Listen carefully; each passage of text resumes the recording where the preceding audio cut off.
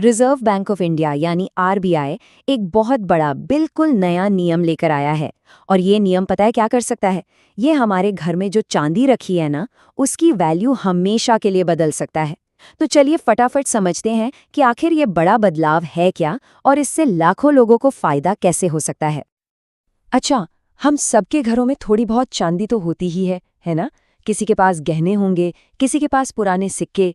लेकिन कभी सोचा है कि ये चांदी सिर्फ लॉकर में पड़ी रहने के अलावा और भी किसी काम आ सकती है? मतलब असल में? अब ये सब बदलने वाला है। जी हाँ, 1 अप्रैल 2026 से घर में रखी यही चांदी हमारी फाइनेंशियल ज़रूरतों को पूरा करने में काम आ सकती है, बिल्कुल सोने की तरह। तो चलिए इस नए नियम की तह तक चलते हैं और इसे थोड़ा और अच्छे से समझते हैं। तो ठीक है, ये तो समझ आ गया कि चांदी पर लोन मिलेगा, लेकिन इसके नियम और शर्तें क्या हैं? क्या जानना जरूरी है? चलिए सबसे जरूरी बातों पर एक नजर डालते हैं। आरबीआई का जो ये नया डायरेक्टिव है ना, इसका नाम है lending against gold and silver collateral directions 2025। अब इसमें सबसे बड़ी बात क्या है कि गोल्ड के साथ साथ अब सिल्वर शब्द भी जुड़ गया है। मतलब सीधा है, जो सुविधा पहले सिर्फ सोने पर मिलती थी, उसके दरवाजे अब चांदी के लिए भी खोल दिए गए हैं। अब अगला सवाल, किस तरह की चांदी पर लोन मिलेगा, ये समझना बहुत बहुत जरूरी है। देखिए, बैंक सिर्फ चांदी के गहने, आभूषण या फिर सिक्के ही गिरवी रखेंगे। अगर किसी के पास चांदी के बार हैं, या जिसे हम इनगॉट्स कहते हैं, या फिर डिजिटल चांदी है जैसे ईटीएफ्स या म्यूचुअल फंड यूनिट्स, तो उस पर ये लोन नहीं मिलेगा। ये बात एकदम साफ है। इसके अलावा भी कुछ जरूरी बातें हैं जो ध्यान में रखनी होंगी। पहली चीज, इस लोन के पैसे से और चांदी नहीं खरीद सकते और ना ही सट्टेबाजी यानी स्पेक्युलेटिव एक्टिविटीज में लगा सकते हैं। दूसरी बात, चांदी की कीमत कैसे तय होगी, ये उसकी प्योरिटी और उस दिन के बाजार भाव के हिसाब से तय की जाएगी। और हाँ, ये नियम लगभग हर तरह के बैंक, कोऑपरेटिव बैंक और एनबीएफसीज पर लागू होगा। ओके, अब आते हैं सबसे बड़े सवाल पर। पैसा कितना मिलेगा? मतलब किसी की चांदी पर कितना लोन मिल सकता है?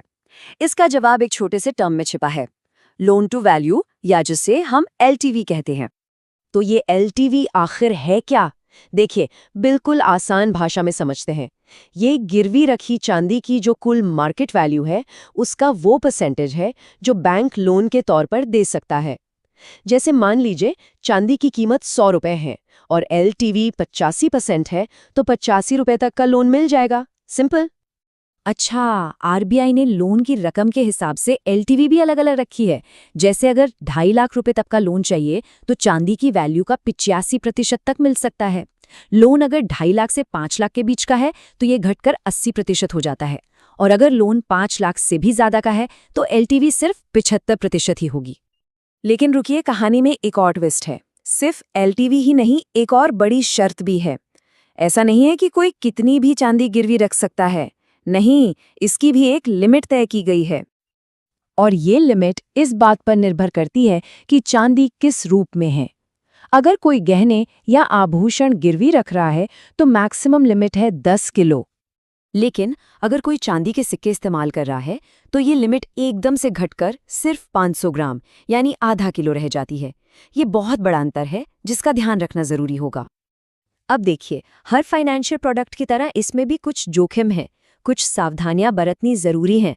तो चलिए जरा देखते हैं कि सोने और चांदी के लोन में असल में फर्क क्या है और हमें किन बातों का ध्यान रखना चाहिए। यहाँ पर फर्क एकदम साफ दिखता है। सोने के मुकाबले चांदी को बाजार में बेचना थोड़ा मुश्किल होता है, मतलब उसकी लिक्विडिटी कम है। और सबसे बड़ी बात, चांदी की कीमतों में सोने से कई ज्यादा उतार चढ़ाव होता है। पता है क्यों?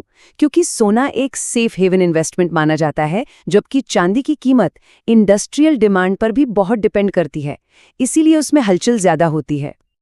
तो फिर एक बड़ा सवाल खड़ा होता है कि अगर चांदी की कीमतें अचानक से गिर गईं, तो क्या होगा? और ये एक असली रिस्क है, इसे नजरअंदाज नहीं किया जा सकता। तो होता ये है कि जैसे ही चांदी की कीमत गिरेगी, लोन का जो एलटीवी रेशियो है वो बढ़ जाएगा। ऐसे में बैंक आपको बुलाएगा। वो या तो और चांदी जमा करने के लिए कह सकता है, या फिर लोन का कुछ हिस्सा चुकाने के लिए। इसलिए चांदी पर लोन लेने से पहले इस उतार चढ़ाव के लिए दिमागी तौर पर तैयार रहना बहुत जरूरी है। और अब सबसे जरूरी जानकारी, ये सब बातें तो ठीक हैं, लेकिन ये नया नियम लागू कब से होगा, ये तारीख याद रखना बहुत ज़रूरी है।